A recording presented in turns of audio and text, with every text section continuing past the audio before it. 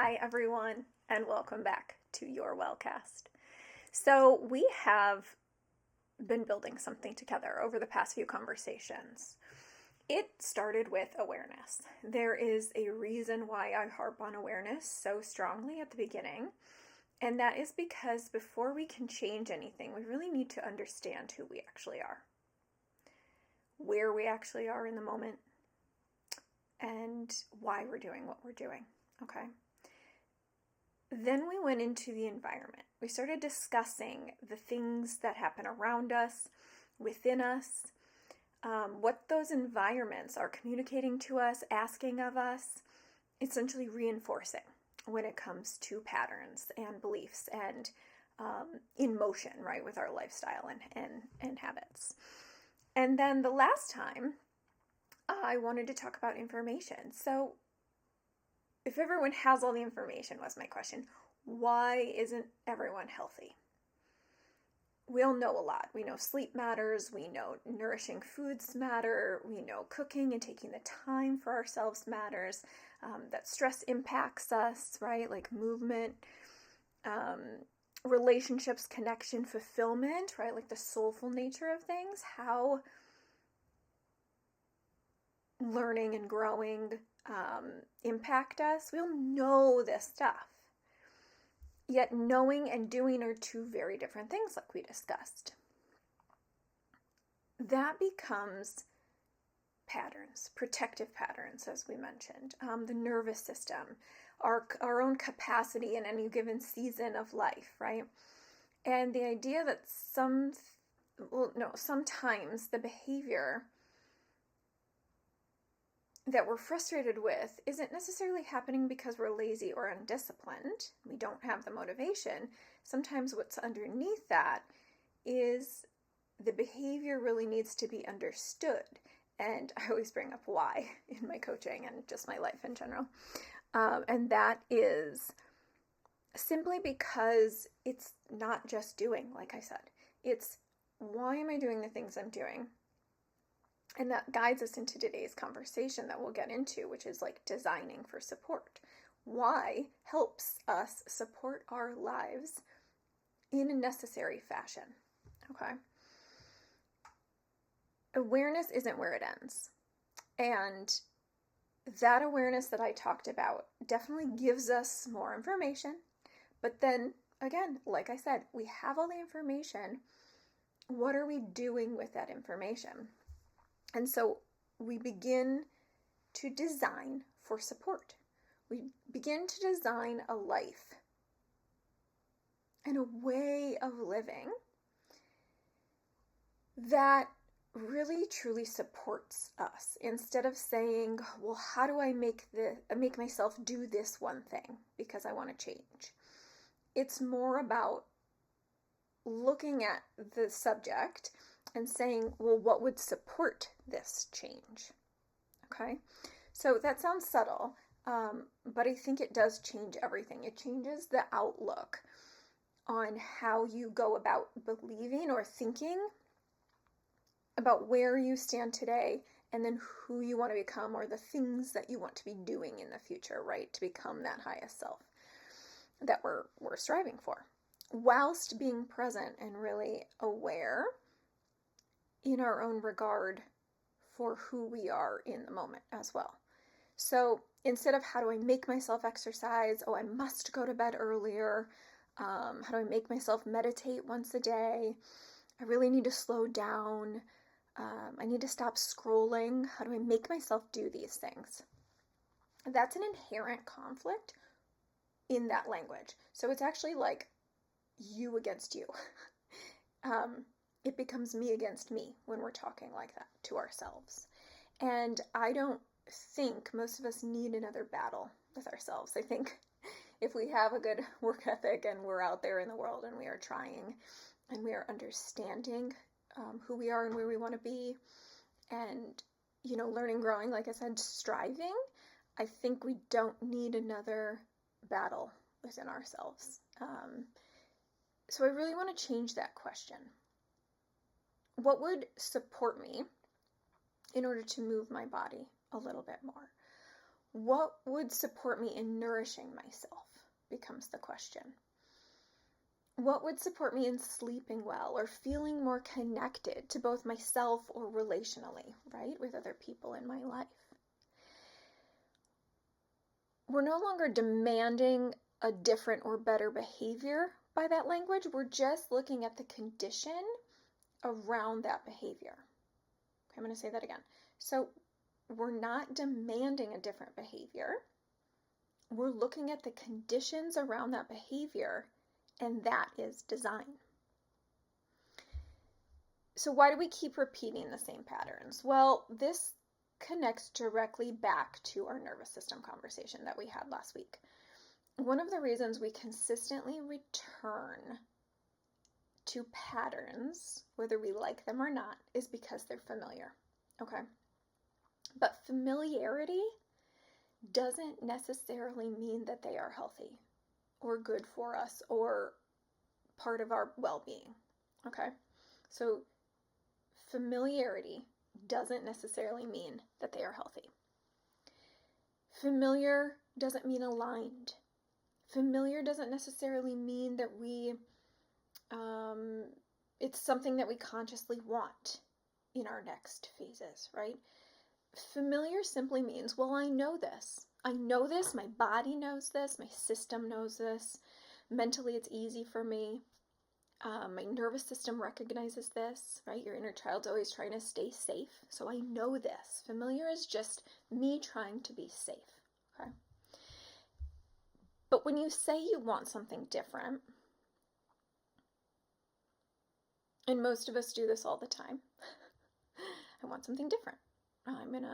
This week it's Sunday, okay? I'm gonna work out more. I'm going to connect with more of my friends or family. I'm gonna meal prep. I'm going to go to bed earlier. I'm going to make sure I'm drinking all the water that I need to stay hydrated. I'm going to meditate every single day. I'm going to journal morning and evening. I'm going to do all of it. I'm going to get it done. Like, I'm not going to spend time on my phone. I've got this, right? But by Wednesday, Thursday, like, we're drained, and we somehow find our way back to some familiar routine, right? And so what we typically say to ourselves is, well, I failed again. I couldn't do it. I couldn't keep up. It's not looking at ourselves and the system that we created that week in order for those habits to take place. We're not asking the question, well, what is supporting the pattern I'm returning to? So instead of I failed again, which is like butting heads and just a negative, limiting belief, we should ask ourselves, well, what is actually supporting the current pattern that I'm repeating and that I'm returning to out of familiarity? Okay? What in fact is reinforcing this? So what is reinforcing this? Why do I keep coming back to this? What makes this readily available to me in my life? And the structure that I've set up, the system that I've set up for my life, and the way I'm living, the way my family's living, okay? The way I'm reacting more than, preventing.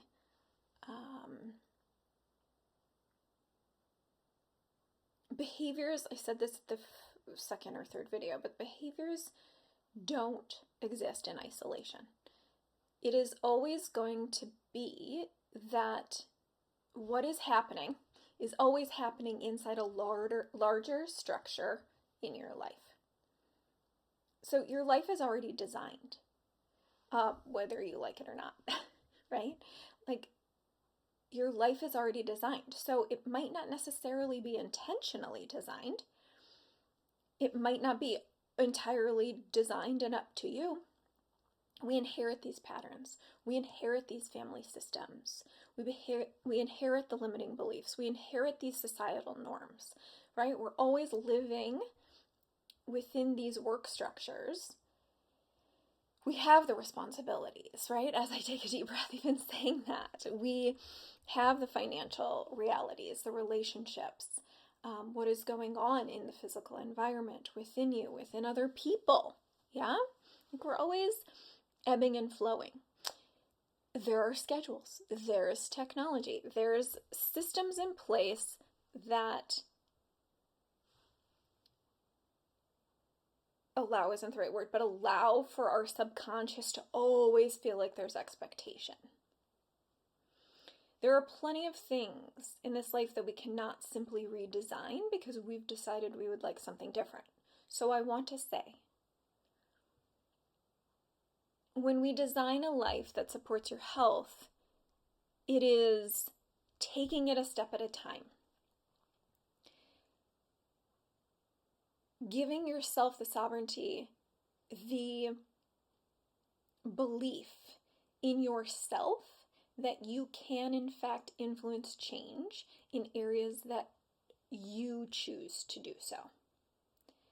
So I'm not saying create a perfect life. I'm never saying that.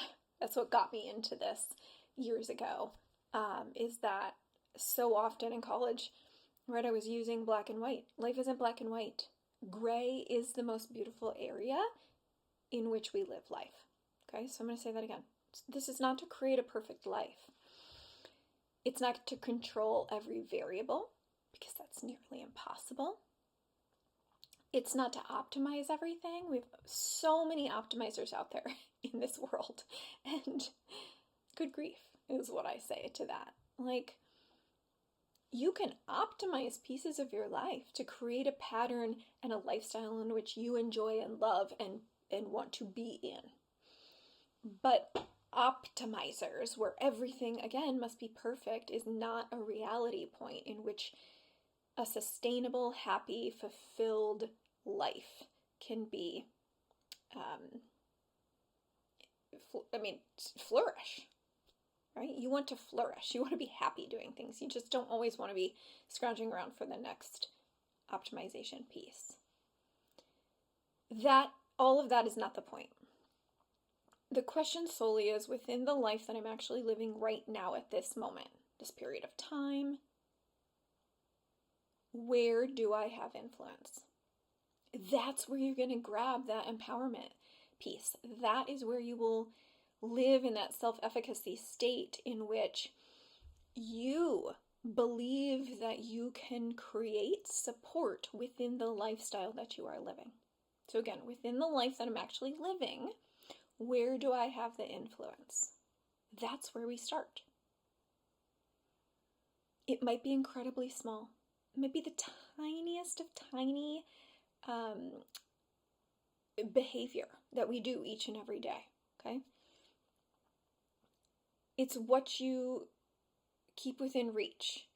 Do you have a water bottle? Do you always have your phone next to you? Do you have your tennis shoes by the door? Are you going to give yourself 20 minutes in the morning, 10 minutes in the morning to just wake up naturally? Maybe it's an hour before bed that you give yourself some time. Maybe it's the food that you have available to you when you come home hungry from the day. Maybe it's the person that you call when you're having a difficult day.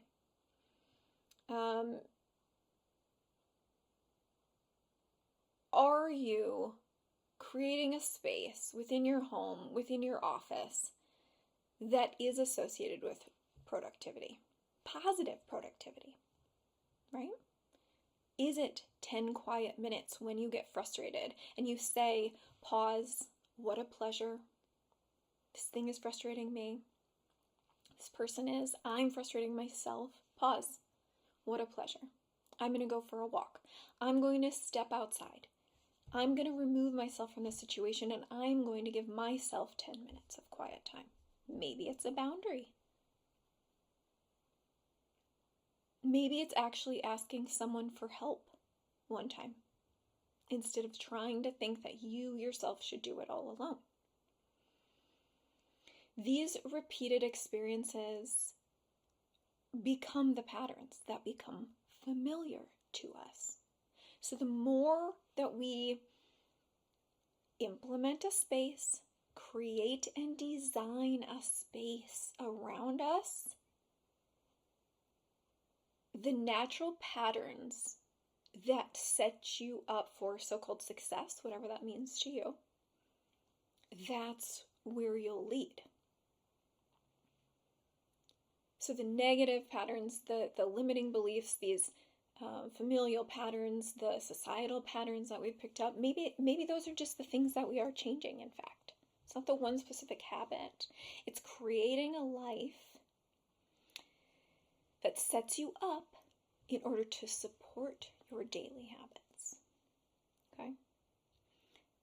So I want to reiterate this a little bit more, that design is not a perfect routine. And the difference being, so we can distinguish. So there is routine, which in my opinion is, what should I do every day? What should I do every day? Routine, routine, routine. Design asks, what would help the way I want to live feel more natural to me? For me and to me. So what would help the way I want to live feel more natural for me each and every moment, each and every day? Those are two very different questions that we're asking ourselves when we are looking at changing any aspect, any dimension, any small habit. So a routine can easily become another measure of performance. It's why I don't usually subscribe to the word routine.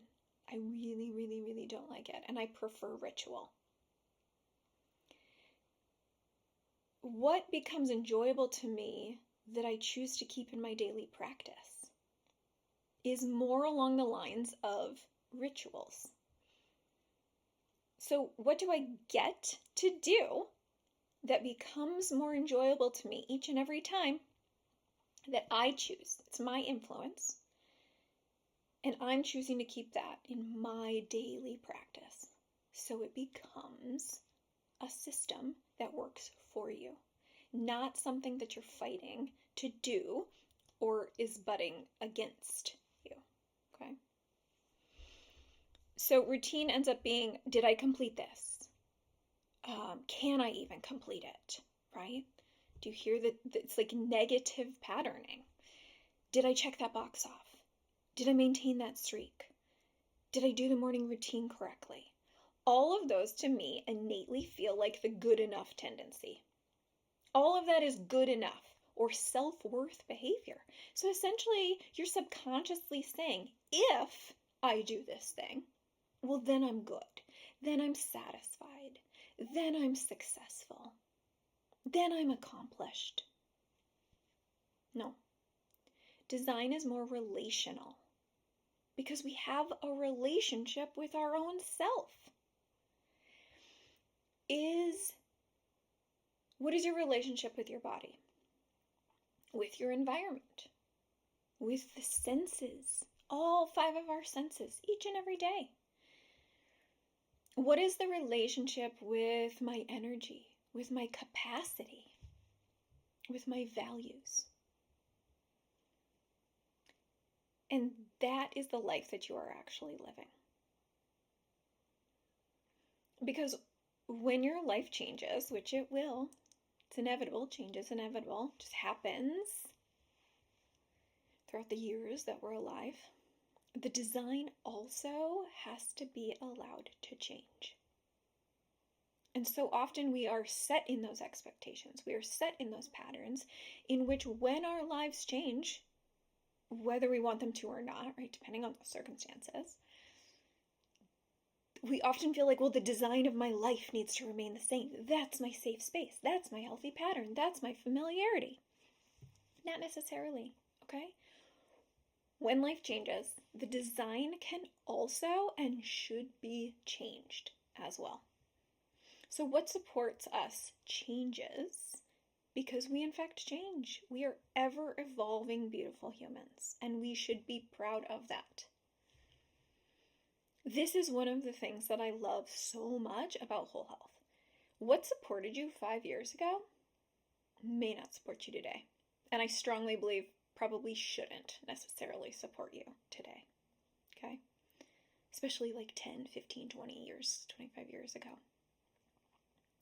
What supports you today may not be what supports you next year, as you learn, as you take those steps on this path that you are so lucky to live. Our lives are not static systems because we're not static humans. Our bodies change, our responsibilities change, our priorities change. Our capacity to do and be changes. So if something that once worked beautifully suddenly doesn't work anymore, that is not necessarily because you failed somewhere along the way. That's where we really get it wrong, in my opinion. Maybe you just changed. Maybe the season and stage of life changed. You haven't experienced that yet. Why did you think you knew what it was supposed to or going to be like? Maybe the design needs to change with you. That is the wisdom. That is the wisdom of being able to notice that there is that gray space. There is beauty in the practice of living. And supporting the pattern you actually want becomes your responsibility, I would say, and also your gift. You get to support the pattern that you really want. So if there is a behavior that you want to change, I don't want you to focus on stopping all the old patterns that we have. I mean, that's like a grandiose ask of anyone. But rather, you simply need to ask, what pattern do I want to support instead, moving forward in this? Who am I? Where am I? Present moment awareness we worked on. What is my environment, inside and out? I have the information now. I'm always garnering more. That's great. But now, what pattern do I want to support instead in regards to this particular change that I am focused on? Let's use sleep. So instead of saying, I just need to go to bed earlier, I need to stop eating the sugar. You'll do this stuff. You have to ask yourself, well, what does the hour before my bed time look like? What is the lighting? Am I anxious and stressed? Am I on my phone? Am I watching TV? What kind of shows am I watching? What's essentially being input into my system an hour or so before bed? Are you still working? What are you consuming? Do I feel settled? Is there something I'm avoiding by staying awake right now instead of just calming myself and choosing sleep? We are beginning to design for rest. And the same thing can, this is an easy one, but like food, it's always food, sleep, stress, movement for people. They begin that way in the health questions. So what would nourishment actually look like in my life? What foods make me feel really quite good? Are you tuning into that? What do I enjoy? Do I enjoy cooking? Do I enjoy eating at a favorite local spot? What is realistically available to me on a regular basis in terms of nourishing when it comes to whole foods, cooking, right? Ingesting healthy things to help the organs. I want to say optimize, love the word, but like work in vitality, right? What time am I giving? What time am I giving myself to prepare nourishment for my body? What do I reach for when I'm tired or cranky or if I have a craving, right? Like what makes nourishment pleasurable for me? What makes it feel supportive instead of another task that I need to check off or perform correctly in order to say I'm good enough? Or I did that, yay me. that's where we begin moving from this information to that implementation, like I mentioned at the beginning of this video. And nourishment is a really good place to practice this. Starting with some of the most tangible things, right? Which is mindful movement, healthy, nourishing foods, nutrient-dense foods, sleep patterns, bedtime routines. That's a nice place to start. So this is why I created something called the Nourishment Navigation. So it's a 14-step path. And it's not another meal plan. Nourishment in this case does not mean food specific. It's not what you should and shouldn't eat, should and shouldn't do.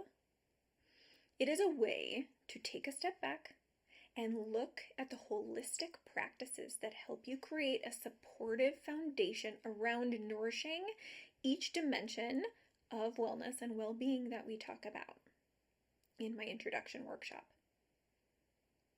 Hydration, regular nourishment, time management.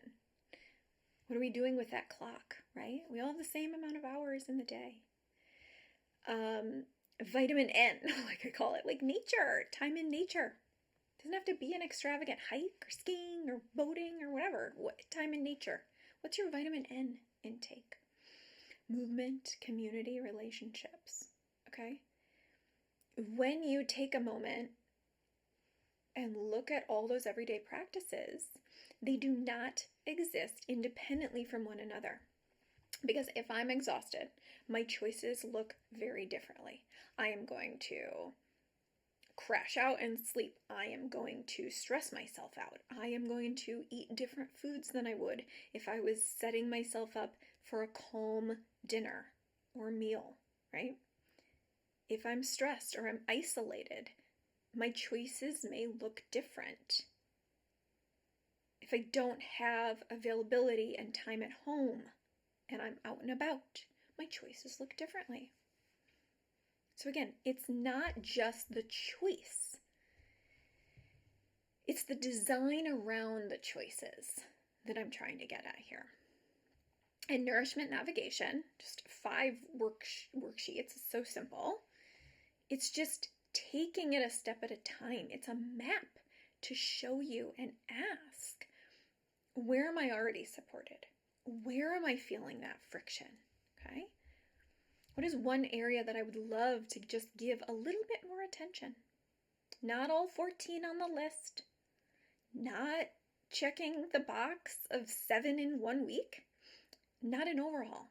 It is simply saying, let's check out 1. Where is my next supportive step? It's 1 step at a time. And then those supportive choices, in fact, become the rituals that I talk about. Not routine, but a ritual. And that's where we'll go next. Because when we begin to intentionally design our lives for support, for healing, for restoration, for enjoyment, livelihood, vitality, eventually those supportive choices start becoming what is most familiar. That's what we want. The repetition of a supportive practice with enough consistency and meaning. It starts becoming something that we don't have to negotiate with ourselves, but rather it is a part of us, right? Like, it's just who we are. It's when I say being, capital B-E, instead of doing. When we are repeating those supportive practices with consistency and meaning and intention, we are no longer battling ourselves around the space of who we were, who we are, where we want to go. It becomes a natural ecosystem in which we are formulating a beautiful relationship within ourselves and our environment in order to see and be health. It becomes a ritual. And I use the word ritual intentionally all the time. It has a bunch of meanings. But I believe ritual is needed in our lives because we don't need this laundry list each and every day, each and every season, each and every, new year around habits and to-dos. A ritual has intention and alignment behind it. This is silly, but like imagine a light, right, being shown down on you from your back, like the back kind of heart chakra area, center of your back. That's the ritual. That's intention. That is what is coming through you to move forward on this course of health and well-being. Mind, body, and soul. Any area in which you are striving for that. We're all different.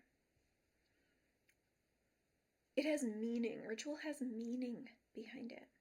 It becomes part of the way we live. You get excited to do these things. It's as simple as like knowing that your day is a little bit better because you journaled for 5 minutes. You made coffee your specific way so you could sip it quietly, tasting it, not just chugging it down while you're doing a million other things. Maybe it's filling your water bottle before bed, so when you're thirsty in the middle of the night, or hopefully just in the morning, it's right there for you. Maybe it's preparing something that you know you can come back to that nourishes your body, whole foods wise, and you grab it out of the fridge because you know you're exhausted on Thursdays. It's not your best day. You come home, it's there for you. Done. Maybe it's getting outside in the morning. It's putting your phone away at a certain point throughout the day or at night. Maybe it's just your Sunday reset.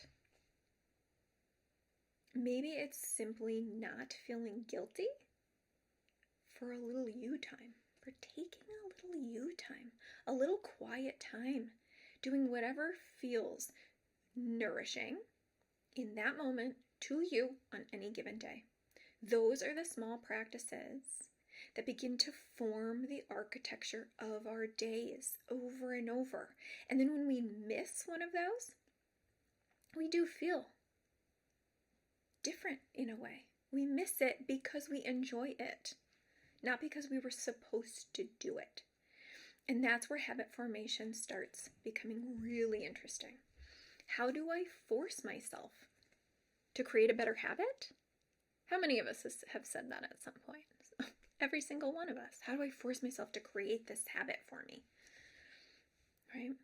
I need to be better. Why? What is the why behind why you need to create that better habit for yourself? Let's ask, how do I build a supportive ritual into my life that I actually live, that I want to live?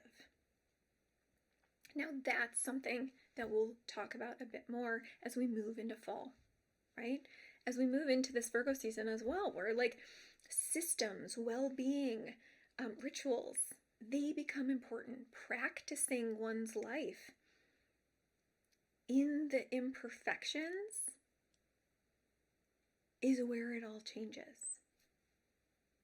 We don't need a rigid system in order to call ourselves successful, because that can fall away. But when we create habits and rituals that support us to really sustain us well enough and are flexible enough to evolve with us as we continue to grow, that's what we need, and that's where we're headed. Because awareness becomes agency. When you have self-agency, like the efficacy I was talking about, the power, the belief in the fact that you know you can change, you can be, right? You can see your version, the highest self, in influence. That's your agency. That's your personal agency. That's exactly why we started this whole series with awareness is because awareness becomes the agency you need to see yourself exactly where you are. Awareness without action is just observation. I'm just observing, constantly observing. But if you don't act upon any observation in your life, where does that lead? Well, are you still in the same space? Are you still stagnant? Or do you still feel stuck? Action without awareness can become forcing.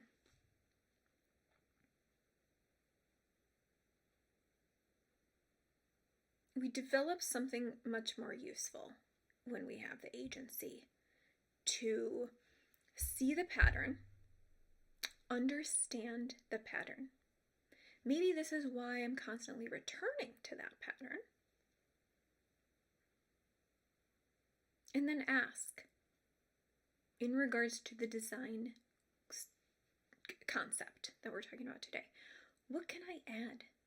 What can I remove? What can I make more visible or less visible? Who can help me support myself? What does my body need? What does my mind need? And what does my soul need? What would support the version of the life that I'm actually trying to live? That's design. It's the agency you have to become your greatest cheerleader, to design a beautiful life system that supports you, that you are excited about, and that you feel supported within. Not control, not perfectionism, and not constant optimization. We are designing for the whole self, always. Whole health, always. We are always zooming back. We need to look at the mind, body, soul in the multiple dimensions of well-being that we have within our personal ecosystems. So what is supporting my mind? What helps me think clearly? What helps me process emotion every day? Where do I find mental spaciousness? What supports my energy and the physical body? The organs within my body, not just like weight. What helps me recover? What allows me to feel truly nourished, strong, rested, right? Regulated from the inside out? What supports my soul? What is my purpose here? Am I always coming back to my values? What about joy? Am I laughing? Am I having a good time? Or am I always striving? Do I belong? Where do I feel most like myself? And my hope is that you feel most like yourself within the ecosystem and the design that you are creating through these practices in order to live in your life healthfully and joyfully. I want you to answer the question, where do I feel most like myself in my own life? I love me and I love this life would be the answer. An answer, not the answer. Sometimes the healthiest thing we can do isn't just another health behavior, okay? It's the conversation that we're going to have with ourselves, with other people, a friendship, a creative outlet. Hearing yourself and what you need and putting that out into the world, acting upon that. That's why we keep looking at all of this from a whole person perspective. It's making a change you've known for a long time that you've been wanting to make, but doing it in a manner that satisfies you, that creates goodness in your life and out in the collective for others. So I want you to practice this week. Your practice this week is to choose one area, just one. Only one, okay? Maybe it's rest. Maybe it's connection. It's your morning, bedtime routine, a nourishing meal. I'm just asking you to choose one area and ask yourself, what would support me here? Then look at the design. What currently supports the pattern that I'm trying to move away from? And what could support the pattern that I'm trying to create? What could I prepare? What could be more readily available? What could I remove? What does my mind, body, or soul need in this moment to set me up so I am supporting my best self? And you're choosing that supportive shift this week. That's it. You're just you're just choosing that supportive shift. The point is to practice designing with yourself instead of constantly working against yourself. It's not you against you, darlings. I love you. It's the whole you. So, when I say design a life that supports your health, it's not a perfect life. You don't want the Instagram-worthy, perfect little life. It's not an optimized life. It's not someone else's version of a healthy life. They're your values. They're your life. It's your needs. It's your body. It's your way of synthesizing and comprehending, right? It's your nervous system, your patterns, your lineage, so to speak. It's your particular gifts and the current season that you're in. It's your whole self. So sustainable health isn't only about knowing what to do. It is about creating the conditions that support where you would love to actually take root. Create a condition in which the thing that you choose to change this week is actually supporting it so it can take root. Where are you planting the seed? Where is your garden? And from there, we just practice them. We repeat them. We turn them into beautiful rituals. And little by little, they become part of how we live. So what would support me here? We're going to start there this week, okay? Thank you so much for joining me. Next, like I mentioned, we will just kind of morph this exact same topic because it's ever evolving. We want to begin discussing how creating some of these supportive practices become rituals. They become so intentional that we can allow for them to evolve through seasons. So as we go into the fall season, school has started, weather will change, right?